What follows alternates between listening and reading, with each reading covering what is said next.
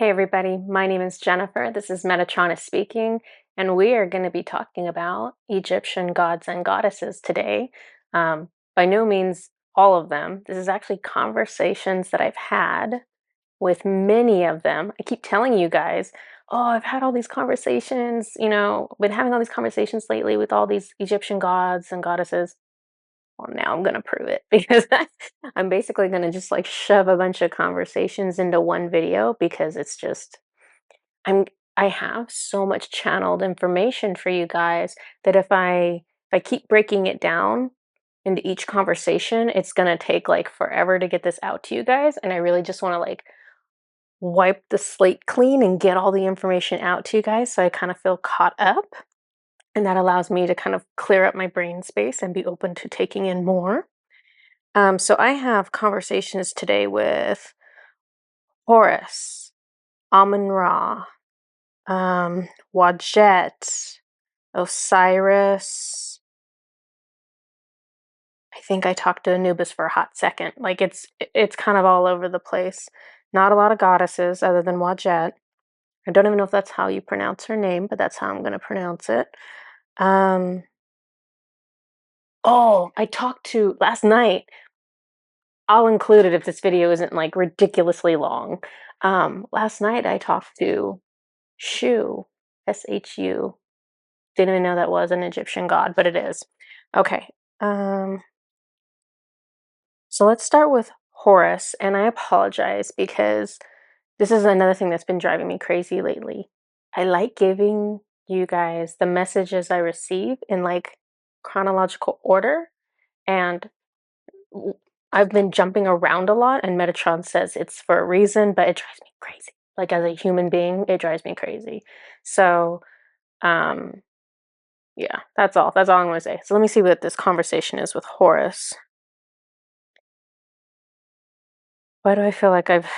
And here's the other thing, I've been channeling way too much, so I have no sense of time. And so, literally, I think I'm starting to feel into like the near future a lot. And so, I'll be looking at things I've channeled and I'll be like, did I already tell you guys that? And then also, I'm jumping around, not going in order. And so, let me just make sure you guys have actually not heard this one before. Um, yeah, and then I'm also posting things on Medium in a different order than what I post on here, so it's just messing up my brain. My little human brain can't take it. Mm-mm-mm-mm-mm. I really feel like you guys haven't heard this, so I have Finn running around. Hey, hey, come here, say hi. His tail is like, it's like, when cats get all worked up and their tail kind of turns into a raccoon. He's got that going on, and he's mad. Hey, hey. All right, maybe he'll calm down. All right, so this is a conversation with Horus. I asked him to approach me. He feels more organized in his energy than the last time I felt him, is what I'm saying, because I'm referencing long ago when I felt his energy and it felt like a massive chaotic energy, but equally powerful and cosmic. He appears to me as a donut shape.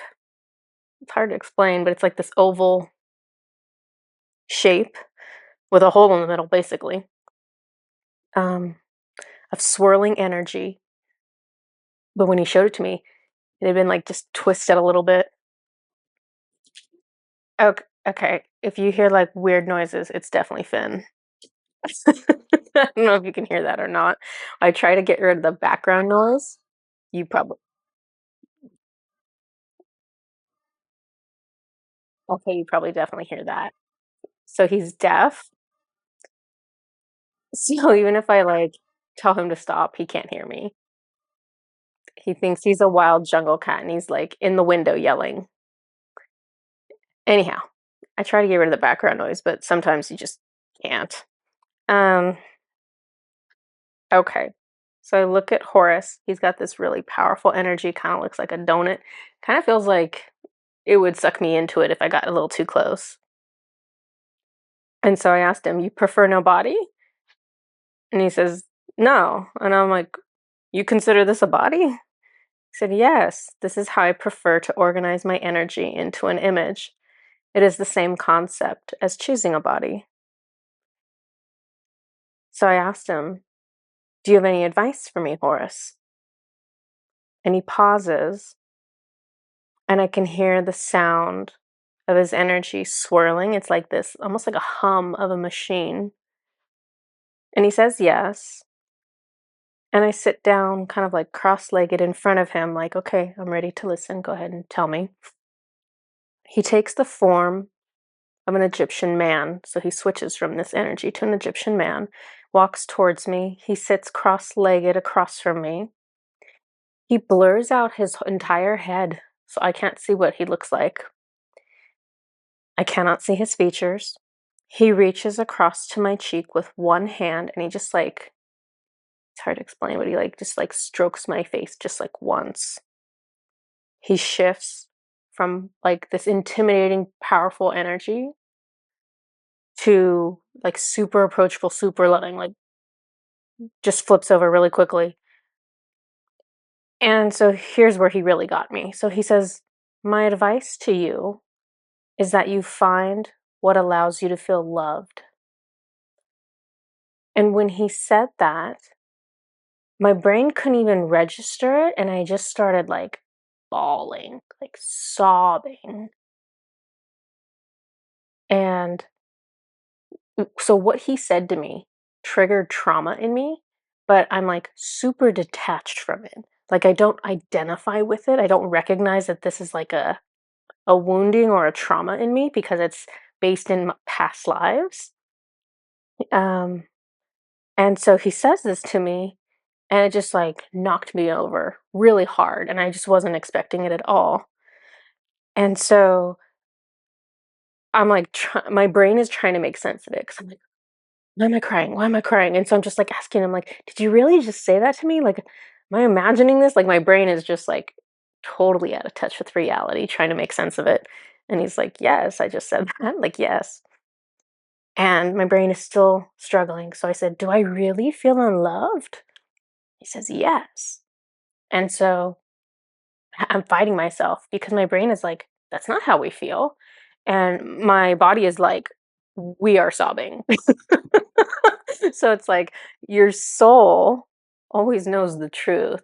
I'm crying because that's a real, true trauma for me, whether my brain can understand it in this lifetime or not. Um, so I asked him, is this like past lifetime trauma? And he says, yes. And then, I always do the same thing with all of my guides where I ask them, "Oh, can you take it? Like, please, can you get rid of this for me?" Um, just in case, because a lot of times they can. And he's like, "No, I can't. You haven't processed this yet." So I was like, "All right." Um, so I'm like crying, like a little more calmly now, but I'm still crying, and I'm just sitting there, and I'm like, "All right, what can I ask him to make this like a productive conversation? Like, he's full of all this knowledge. I just need to have the right questions for him."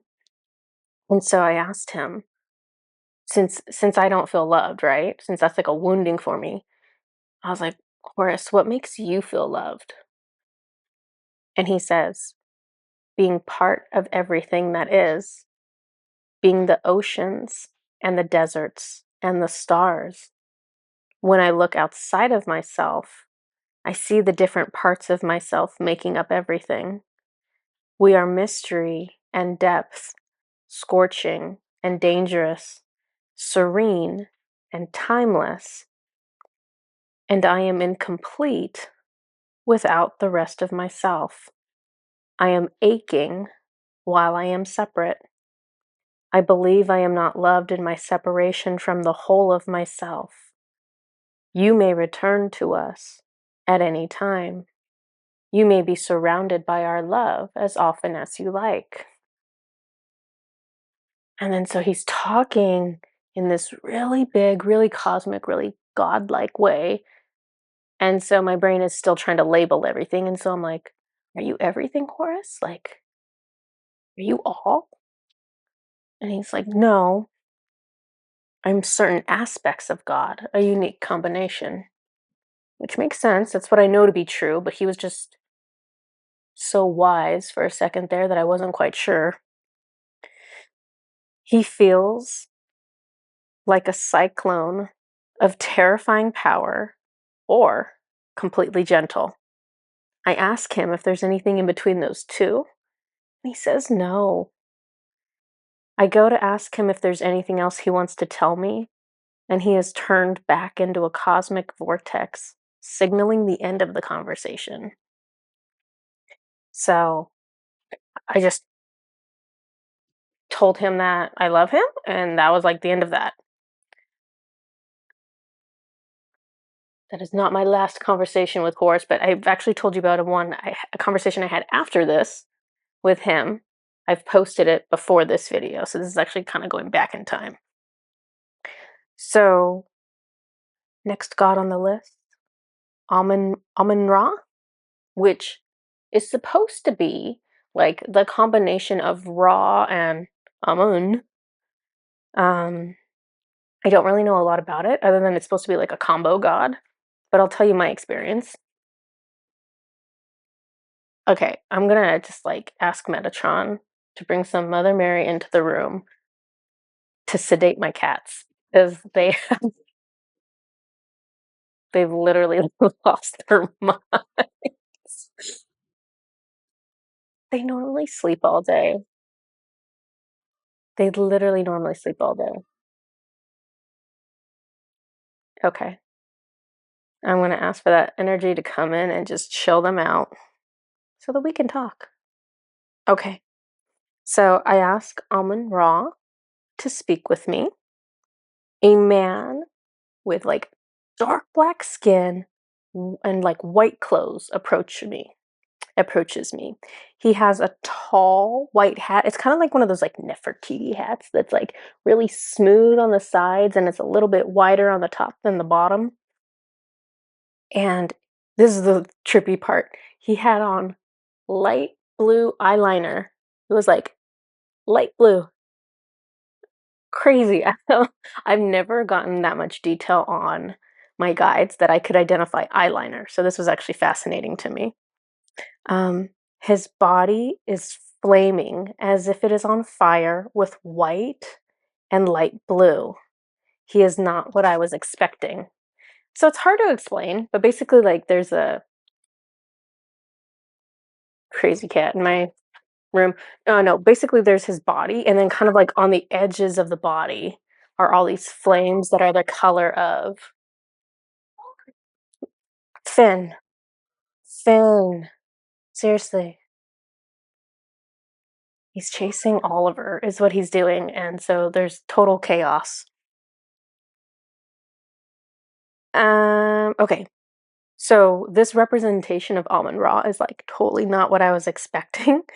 And so I'm looking at him, and then all of a sudden I'm like, wait a minute, I can feel him in my solar plexus. You know how I feel about my solar plexus. I'm like, I just met this guy. He's touching my solar plexus. It's like the way Ra touches the solar plexus, but less. Like Ra is like, has a really intense energy. And this guy, it was like maybe half that, but it was the same. Now that I think about it, it kind of makes sense because if he's half Ra and it feels like half the energy of Ra, that's actually kind of funny. Thank you, Ra. He's like telling me this right now. That's actually really, really funny. Okay. So yeah, so that's what I felt. Oliver, Oliver, Oliver, buddy, come here. Sit down. Sit down. Come here.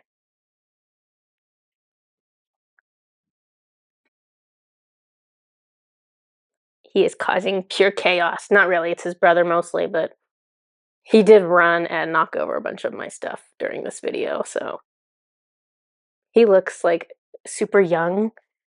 He's actually an old cat. He's like 10 years old. Yeah. Just lay down and sleep like the old man that you are, okay? Okay. So I feel Amun-Ra touching my solar plexus. And I'm like, is that you that I feel? And he says yes. And like I said, it feels similar to Ra, but just like less because it's less raw, I guess. Um, And then so I'm curious because I'm like, okay, this is supposed to be a combo god of these two gods. And so I asked him, can you block your raw energy and then allow me to just feel the Amun part of you so I can understand that? Because, I'm a human brain and I'm trying to categorize everything. And so he does that for me. Amun feels more feminine, more creative and flowing is actually what the energy felt like. Creative and flowing. It's divine, feminine. So it's the two of them together. And so I was like, shall we chat? Shall we talk? Shall we speak? And he says yes. And so I'm like trying to chat up Amun-Ra, and Amun-Ra like keeps shutting me down. I'm like, do we have a history, you and I? And he's like, no. And I'm like, not at all? And he's like, nope. And I'm just, I'm like pausing, I'm thinking, I'm like, gosh, that's strange. And then I was like, wait a minute. This guy touched my solar plexus. I know him. Nobody touches my solar plexus unless they're trying to have me remember them. And so I was like, you're testing me. You know me. And then he kind of got sassy. I gotta remember, I gotta be careful with gods, especially ones I don't know. He kind of got sassy. He like walks right over to me and he has this like gold crown and he puts it on my head and the gold crown is kind of flaming. And he says, "Do you remember?" And he's not like asking me like, "Do you remember?" Like he's not asking me nicely. He's like almost demanding it. "Do you remember?"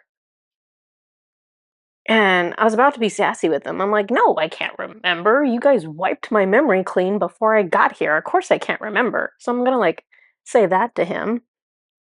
But then I'm like, "Okay, before I sass off, why don't I just try to tune into this and see what I can get?" And so I tune into the energy and I look at myself, and all around me are flames as I walk. The flames part and disappear, and I see that I am made of pink flames and walking slowly. This is Elysium, the realm of the gods. So, this is actually the first time I was shown this place. I've talked about it in another video that's already been out. This is my first experience with it. So, I have long brown hair. All of us in Elysium, all the gods and goddesses, are made of flames. It's hard to explain, but maybe made of flames isn't right. It just looks like our energy on the edges is all flames. And we all sort of move in slow motion and very elegantly, like the flames move in slow motion. It's a trip, but it's actually really pretty. So I say this was a long time ago, before my soul was duplicated so much. Part of me stays there forever, just like part of me stays in the angelic realm forever. We just need to tune into where we are. So here's the interesting thing. That's the end of my experience with Amun-Ra. The last three sentences I say, part of me stays there forever in Elysium. Part of me stays in the angelic realm forever. We just need to tune into where we are. This was the reason they took me back to Elysium is basically I did not complete getting this message. I didn't bring this message through in the detail they were looking for. So that's why later they took me back to Elysium and did all these other visions with me in order to have me channel properly about bilocating um, and basically the need for us all to continue to reincarnate because to be anywhere, you have to be everywhere. So there was just a lot more message there. Anyways, that was my experience with Amun-Ra. I like him a lot, even though he doesn't like me. I almost like him because he doesn't like me. I don't know. He must be fun, but he's messing with me for now. Is what it feels like. All right, so that was my experience with him. Um, Man, I'm seriously freaking out because everything I see, I'm like, haven't I told you guys this? Haven't I told you guys this?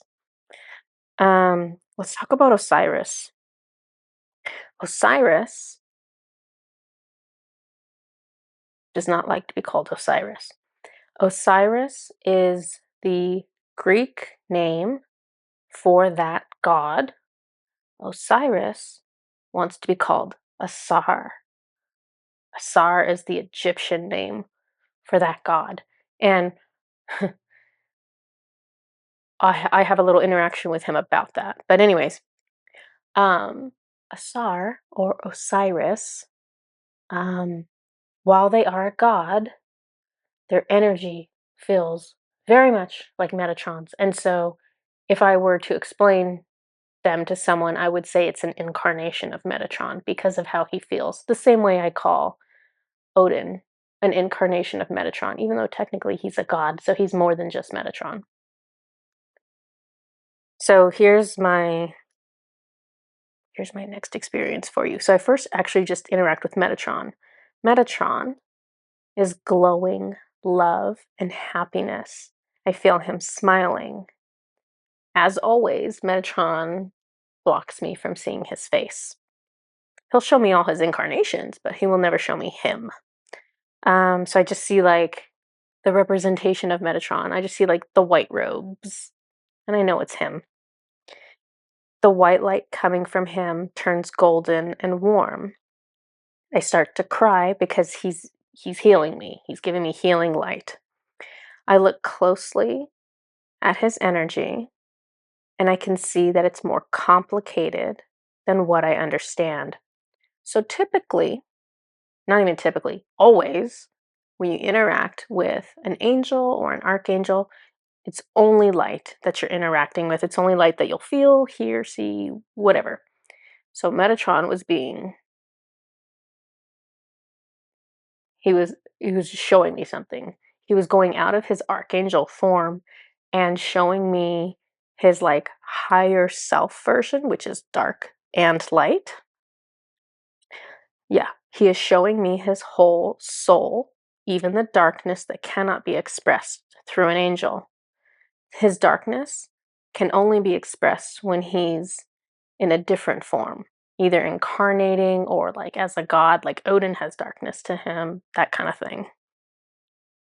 So when I'm looking at Metatron's energy, I'll tell you what his darkness looks like. I see pain there, pain and hurt.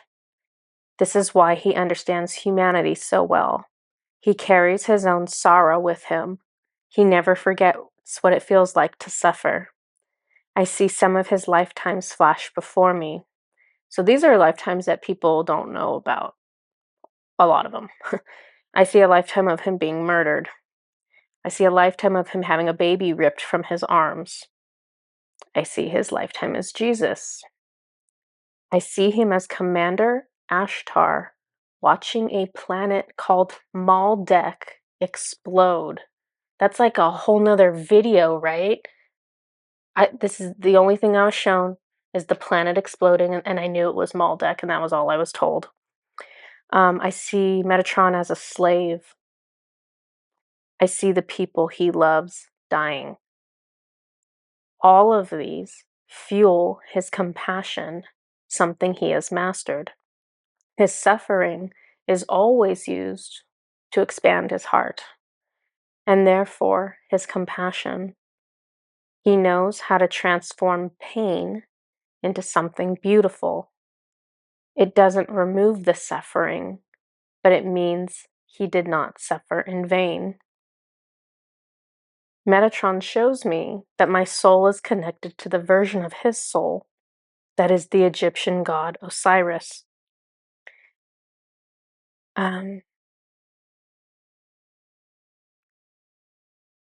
Osiris, or Asar, is god over fertility, agriculture, death, life, resurrection, and the afterlife. Metatron allows me to realize that this is as symbolic as it is literal. He is God of dying to ourselves. So this is Osiris. Or Asar, sorry. This is Asar. He is God of dying to ourselves that we may resurrect as someone new. He is the God of eternity. There is no true death, no true end, only cycles of being. He is the God of that cycle, life, death, afterlife, and resurrection. They are different stages of the eternal soul. Fertility is bringing forward new life.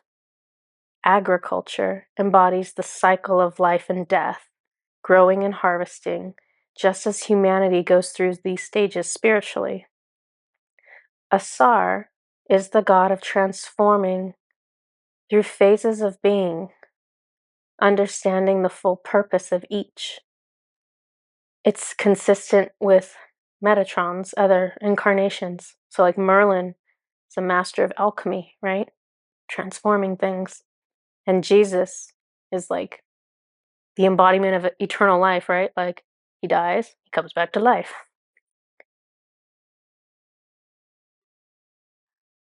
I have this so out of order.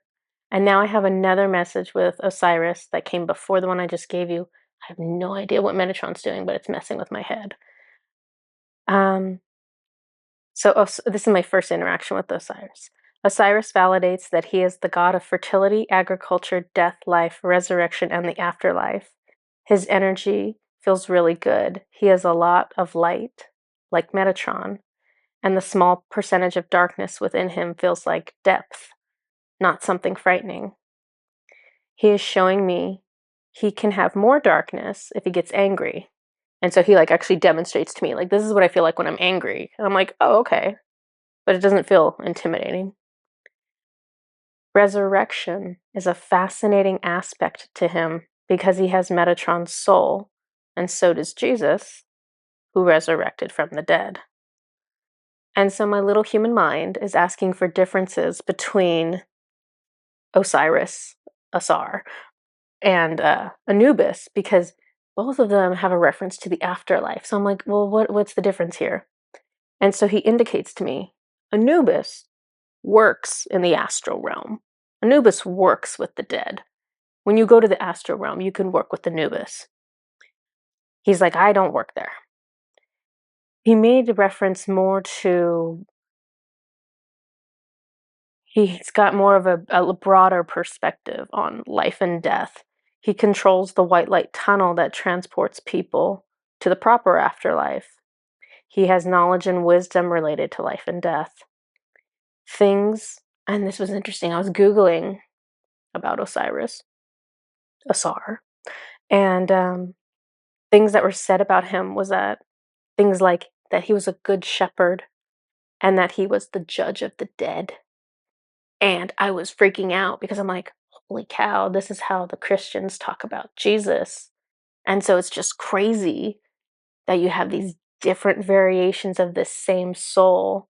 And it doesn't matter what culture it is, we're able to identify what this energy does. It's just, I love it when stuff like that happens. Anyways, so I say, may I speak with Osiris, please? And there's a pause. I do not feel a response. And so I'm just like, that's weird. He's like ignoring me. Like, is he playing with me? Is he hiding? Like, is this a game? And so like, I'm like trying to look for him. I'm like, Osiris. And he's like, call me Asar. So this was my first interaction with him where he's like, you're not calling me Osiris. I keep doing it so you guys know who I'm talking about, but I'll probably start to call him Asar because he's asking me to. This is the Egyptian version of his name, not the Greek Osiris. I recognize it. As soon as he said it, I was like, I gasped. I was like, oh, yeah, I know that name. I know that name. Asar says, I've been waiting for you. Because a couple nights prior to that, I had been pulling oracle cards. And I have this deck for Egyptian gods, which I love. And I was told, I was like, who wants to speak to me? And his card came up, and I was excited because I was like, oh, I haven't talked to him yet. I want to talk to him. And then I was too busy and I didn't channel him. So now he's like, I've been waiting for you. And I say, I'm ready now. Are you ready now? And he's so funny. So his gaze is like really intense and he comes towards me and he's almost like walking around me, looking me over. And so I'm just like man, all these underworld gods, I shouldn't call him an underworld god. He's really not. But in my notes, I say all of these underworld gods have a similar intensity. It feels like passion. Like they're very, very intense, very passionate, very, it's hard to put words on it. Those are the best ones I can do. Um, Real high intensity to them. And so he's looking at me and it just feels really intense. And he says, "Yes, I have something I want to show you." I'm like, "Oh, okay, can I tune into your appearance first? Because I want to make sure I have notes for that." And so he looks like an Egyptian man, no shirt, which is kind of common for these Egyptian gods. Or actually, all gods, probably. In fact, Archangel Michael never wears a shirt for me either. Okay, so no shirt, white clothing wrapped around his bottom half. He has presence and confidence, very typical of a god. While I'm typing this, and so I'm like typing my description about him, and while I'm doing that, he starts touching my feet. And so I told you guys before, like my my feet chakra and my like solar plexus, like if somebody touches those, I'm like, we better know each other. Don't be touching my don't be touching my solar plexus and my feet chakra unless I know you. And so he starts like massaging my feet and it feels amazing, but I'm just like, we must really know each other. Um, so it's like when he's doing that, I'm just like, he's trying to charm me because basically, if you touch my feet, it's like it's funny because I'm not like that in my human body, but apparently in my energy body, you touch my foot, my feet equivalent, I fall in love with you. I don't know. I don't know what it is. Um, so he's doing that, and I finished typing up writing up what I want to write up for my notes, and so I say, "Ready, Asar? Like ready? Are you ready to do this?" And he says, "Ready, Habalin? Habalin? Yeah, ready, Habalin?" And then he throws me into a vision. And I'm like, what did you just call me? As I'm being like thrown into this vision, right? Um, I'm not gonna give you the vision. I'm gonna tell you what it was, really high level. He gave me like a 30-page novel of this lifetime, being an Egyptian woman named Habalin. Um, and he's in this, and I'm a prostitute, and like all this stuff happens, right? It's crazy. It might be a book later, not a whole book, but part of something. I don't know what, because it's really long. Um, but he says, "Ready, Habaline?" And it was crazy because I don't hear names very well. That's like I do not hear names very well, and I heard it crystal clear, and it turned out to be relevant because in this lifetime as a prostitute, I tell everyone my name is Lena, and I tell all my clients, I tell like people I meet on the street, whatever. Everyone thinks my name is Lena, except like my two closest friends know my name is Habaline. And basically, I don't like give out my name unless I like really love you and trust you. So it was kind of interesting. Anyways, so I won't go into this. I wonder if I can scroll past all this. I don't even remember how many more things I have for you guys. This is me scrolling past all this channeling. Oh my goodness, this is so much.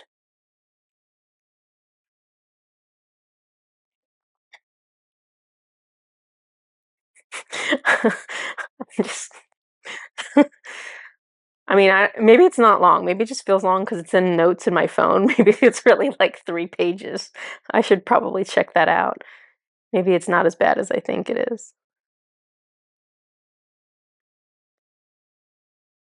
Okay. I feel like I told you guys this too. Man, I'm freaking out. Did I tell you guys this?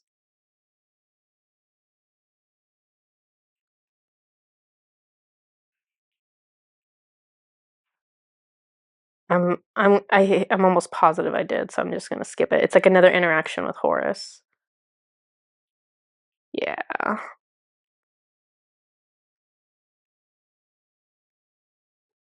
I probably should have organized this better.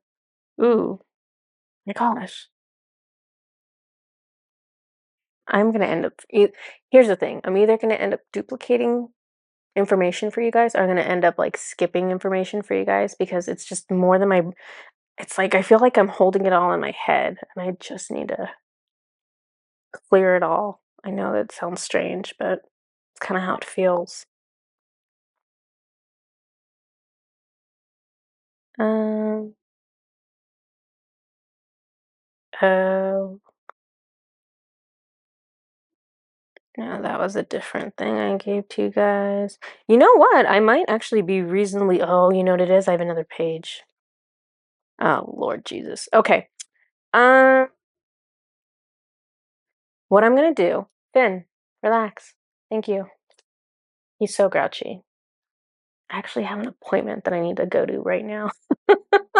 So, I'm gonna end up talking about Thoth, Wadjet, and Anubis, and that other god that I already forgot their name that I talked to last night. Can't remember their name to save my life. I'll end up talking about those 4 on a separate video, which will probably be kinda short, but at least I'm starting to get some of these out to you guys. Um, okay. Ra is wanting me to give away a Ra activation. So let's do that. So if you are interested in having an activation for Ra's energies, go ahead and just indicate it in the notes of this YouTube video. And a